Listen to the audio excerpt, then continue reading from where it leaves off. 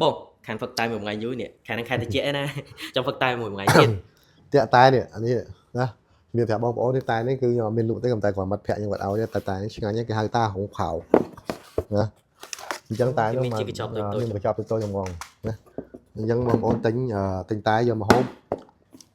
កាលពីនិយាយជំនួយសុខភាពយើងល្អយើងហៅតែយើងល្អទីមកហើយតែនេះបងប្អូន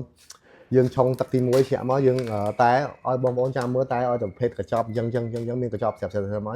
យើងឆុងទឹកទី1យើងមិនបាច់ចាក់ចោលទេមិនលាងតែមិនលាងទេព្រោះតែហ្នឹងគឺវាស្អាតរួចអស់ហើយអញ្ចឹងណាចាក់មកហូបតែម្ដងណាគាត់តែហ្នឹងពេលយើងឆុងវាមានក្បួនវាឆុងដែរ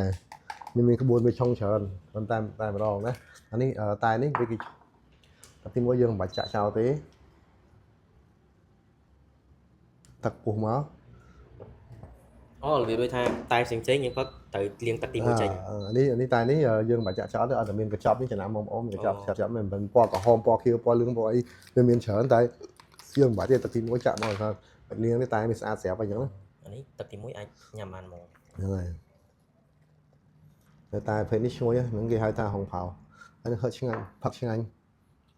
ពណ៌ស្អាតឈ្ងុយហ្មងពណ៌ពេលនេះអានេះខ្ញុំដំបងទឹកដំបងខ្ញុំយកមកដាក់សែននៅជំនាញផ្ទះនឹងកងម៉ាអញ្ចឹងណាគ្រប់ទឹកទី2ហ្នឹងចាំតិចអ្នកមកកែវនេះណាហើយបងប្អូនចូលរួមហូបតែអស់គ្នាហូបទឹកក្តៅរបស់គ្នាដើម្បីសុខភាពនឹងនិយាយទៅផឹកតែអត់ងាយដាស់សាយទេនិយាយទៅខែហ្នឹងគេដាស់សាយគ្រប់គ្នា